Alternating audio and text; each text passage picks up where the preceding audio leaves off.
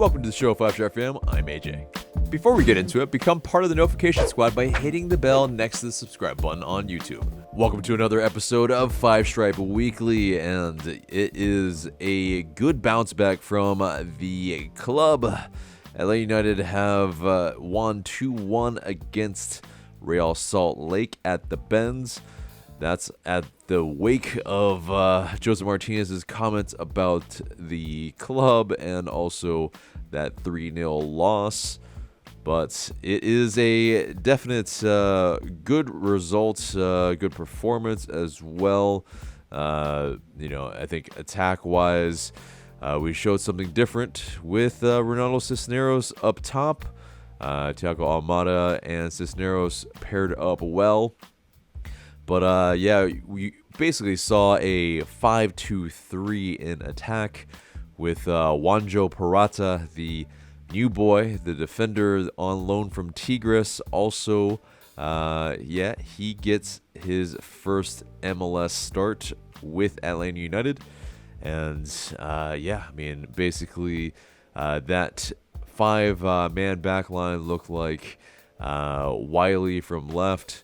You have Campbell, Franco, Peralta, and McFadden. And then you had Rossetto and Sadic in the middle, while there was Almada Cisneros as part of the attack with Marcelino Moreno. And everyone looked like busy bees. We were pressing well from the front. You had players look hungry, and I think that was the response that was needed, especially after that drubbing on Saturday. But in this match, almost Juanjo Peralta started off, could have scored. There was a header that was on goal, and 6th minute we could have. We started off the gates and out of the gates very well, and I think that was the energy that was needed, the hunger that we needed to see from the squad. But Atl Utd, they scored in the 7th minute, and Almada, he sent a beautiful through ball for Ronaldo Cisneros, who was motioning for Almada to send it to him. And he was able to battle to get that ball that was in behind. He chopped his defender like a true Ronaldo and finished it with his left with aplomb. It was quite a really tidy finish. And 1-0 up very, very quickly. Fifth assist on the season for Almada, and the 6th goal, or the 5th goal for Cisneros here. He would find his 6th later on. It was the 33rd minute, and Mateus Rossetto, he tapped a pass over to Cisneros, who again he found it on his left, and he finished it into the right of the net this time. Really good finish again here. Really something that Ronaldo Cisneros, it's when he started up top at the Benz, it's looked pretty good. The pressing, the energy, and then the clinical ability in front of goal. He's giving Joseph Martinez a fight for his position for sure. But this was the first assist for Rossetto for Atl Utd, which is very interesting. I guess Rossetto does play a little deeper at times, probably more of the 8 for Atl Utd that doesn't get as involved in the actual final third at as much as we'd like. But definitely very good from Rossetto in this match. But a first half brace by Ronaldo Cisneros, which have all come in the first half of matches. All 6 of his goals. He's tied for the second highest total in MLS behind only Jesus Ferreira Taxi Fountas, and Brandon Vasquez, all who also have more than him, but 7 first half goals. But Atl United still a little shaky at the back, a little bit, a little too easy here. But our old friend Justin Miram, we knew that he would come hungry, wanting to make a point of him being let go by Atl United. But the vibes and the good vibes were all still there. But a little left-footed ball that was stood up to the back post, and RSL they pull a goal back in the first half, and so it's 2-1, and that's for the first half. And there's a little bit of we're sweating a little bit in the second half, because while we are able to keep that clean sheet in the second half, we had to throw the entire defense in that making it stick in terms of making this result stay the way it was. We had to do everything possible, and every player had to stick their head out for those headers. You had Ibarra come on for Almada, or Almada rather, and Chol and Jose Martinez come on later for McFadden and Cisneros. They all had to fight and kind of weather the RSL attack that was pretty much it was pretty much ball after ball into the box for a minute in there. Rocco Rios Nova had to come up with a couple big saves at the end of the match. But Atl United able to hold on, and basically, I think it's a fantastic response in the sense that we needed this at home. We needed to protect this house, and we were able to. Gonzalo Pineda, he did have some really good quotes after the match. He said, quote, "It's a testament of the team that wants to fight, a team that wants to compete, and a team that wants to win." And he also mentioned, "I don't need heroes, I need warriors." And definitely, there was a warrior mentality here to do everything possible to preserve this win. And he also he was asked if there was a standout player in this match, and he mentioned that he didn't think so.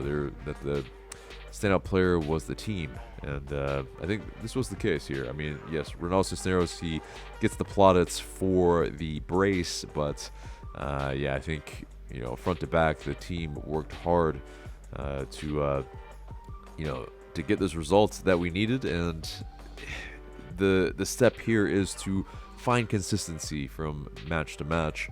We so far have not really found that. It's our second win in 9 matches. In our last 9 matches, not a very good stat whatsoever. There's some draws, kind of sprinkled in there as well. But LA United, they need to carry this to the next match, and that next match is against Orlando City. So very important that we, for the bragging rights, are able to take that on and build on this. But that pretty much does it for the match review, and it gets us to the news from this week. And Ronaldo Cisneros and Gonzalo Pineda, they make the MLS Team of the Week.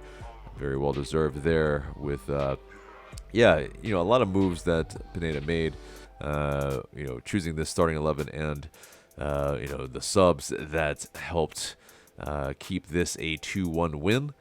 But Ronaldo Cisneros, he was asked post-match as well about his move to Atlanta United, and some of that success that he's found early on. He said, sometimes in life, life tells you not here, but there. So I'm very happy for the chance that I have with Atl United and very grateful to the club. And he has shown some good ability in front of goal. So, that loan might be, extended into a permanent. We shall see. But, getting into the standings and what the table looks like right now. So, Atl United, we are in 10th. And, we're 6, 8, and 5 in terms of wins, draws, and losses. And, we're not too far off from 7th place, that being Charlotte. They're, in terms of the points difference, not really too bad. We have... it's really only 3 points difference from us to Charlotte in 7th place. So that's just the nature of MLS, is that it's very unforgiving, which is as crazy as this season has been. If you look at Orlando City, who's has had a pretty good season in that sense, it's really not that far off either. It's 6 points. And that's, a couple of games that for us could have gone a certain way.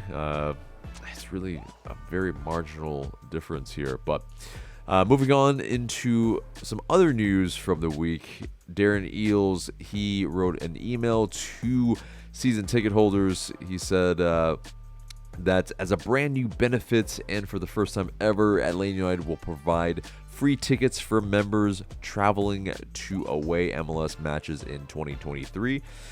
On that outset, it looks like exciting stuff in this sense that Atl United will be subsidizing the away tickets for season ticket holders. But there is a little bit of is this placating fans for what is an inevitable raise of the season ticket prices, which has been happening every single year.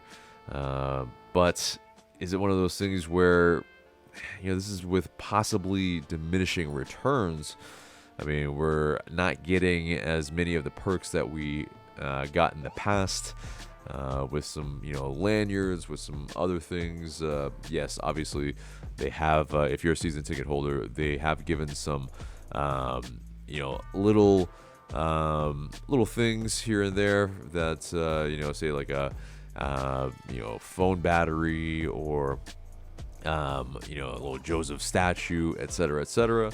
But I think ultimately fans want the team to be playing well, and for some of those same as the first year type of perks to continue, and then pile on top of that, that's the thing I think fans want. But also those away matches, Nashville, Charlotte, Orlando, how many tickets are really going to be subsidized? It's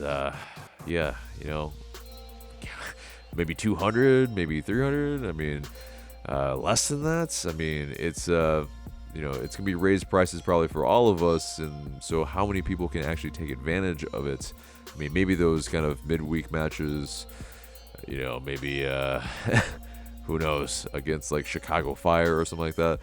That would be easy for the club to be able to handle that, but handle like 30,000 fans that want to go to Nashville or Charlotte. I mean, there won't be that many, but what if? What happens then? It's entered into a lottery. It's just not maybe the high value return that we'd all be paying more for. So will be very, very interesting as well. And you have to take into account the travel and housing costs that every fan will be incurring to go to these matches too. So yeah, there is that.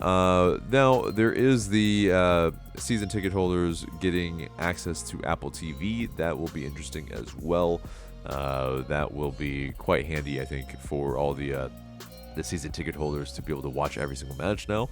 Home or away without blackouts, very key. So, yeah, there is a little bit of that, so that they are assuaging, with this. So, interested to see what you guys think. Let us know in those comments below.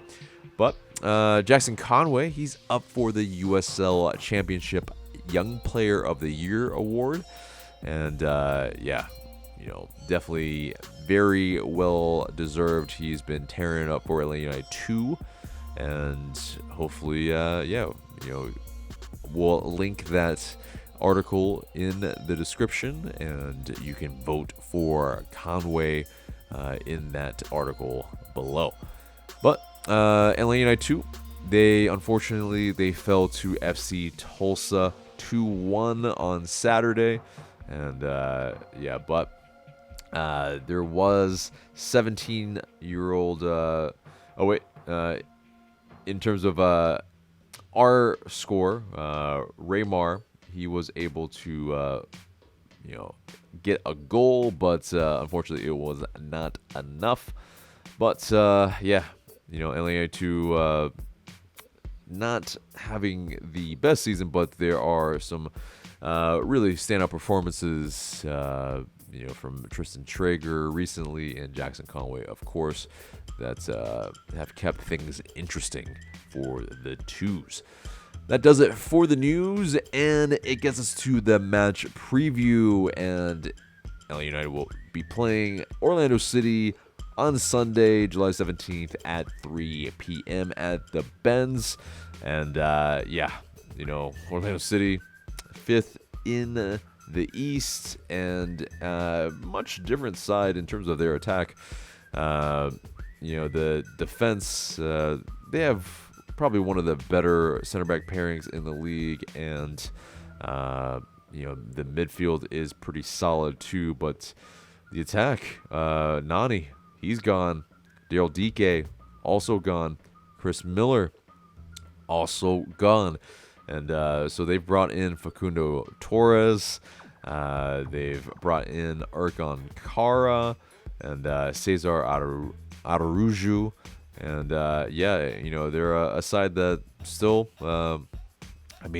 they look good in some games, and then not so good in some other games. But kind of a proper mid-table team in a lot of senses, as the pundits in the beginning of the season had predicted. They had them as high as 4th in the East and as low as 7th. Yeah, and I think they're pretty much proven that. They're, I think, kind of a little bit of a work in progress at times, but they do well enough that it is a side that we should take very seriously as they come to the Benz, as we always do with Orlando City. In that sense, that this is a game that we want to win, and it's rivalry week, and it's something that's in this match. Getting to these predictions, it'll be very interesting what the starting 11 will look like. Obviously, midweek match, there was some rotation. Will we stick with the 5-2-3? It did look pretty safe in some regards in terms of defensively. We were able to clean up a good bit, but also get forward as we wanted.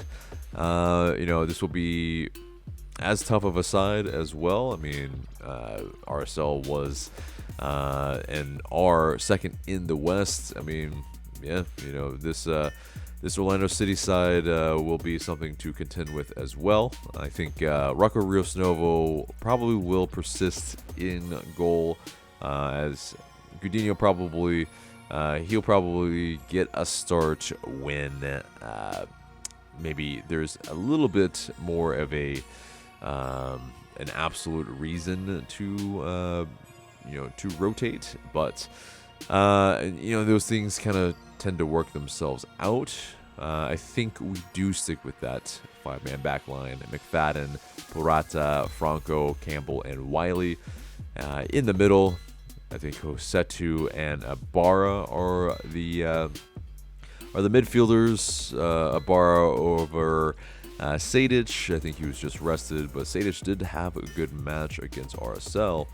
And this is where it gets interesting. I think, of course, Thiago Almada, he did get subbed out a little bit, earlier in the second half. And so he starts for me here. I think along with him in the attack, Ronaldo Cisneros, he's definitely earned it. And, he gets the start as well on that left wing. And then Joseph Martinez gets maybe out of the doghouse. Who knows why he was not started against RSL? It's probably rest, but was it because of, Gonzalo Pineda reprimanding him? We'll find out, but for me, Joseph Martinez starts. Will Gonzalo Pineda start him? I think that's the really telling point, and how we'll find out if those comments that he made, that maybe it comes down from the top. Who knows? But, I suspect it was just rest. But let's get into the score predictions then. I think this one's kind of a barn burner. I think we're going to have a lot of goals. And I don't think it's a win, but I think it's a 3-3 draw. It's going to be, lots of goals. Probably, I think, Joseph is going to be very motivated to score. As always, it's Orlando City, but also Cisneros as well. Them two, they will be, I think, looking to make things happen, kind of fighting for the same position. So, they're starting an attack this time. I think, since Luis Aldarujo, he was left out for yellow card accumulation, probably he'll come on in the second half. But I think, the 5-2-3 was working. So why not stay with it? And then, there is a little bit of rotation, but I think these guys, I think can pull out a result, and I think it's that 3-3 draw. What do you guys think? Let us know in these comments below. But that pretty much does it for the episode, except for the question of the day. And the question of the day is, do you think the news of Atl Utd subsidizing those away tickets is good? Do you like it? Do you dislike it? Do you think there are some pitfalls? Get at us in those comments. Looking forward to what you have to say. But guys, that is the episode there and there. Remember to like, share, comment, subscribe, and thank you so much for watching. I have been AJ, and I will see you in the next video.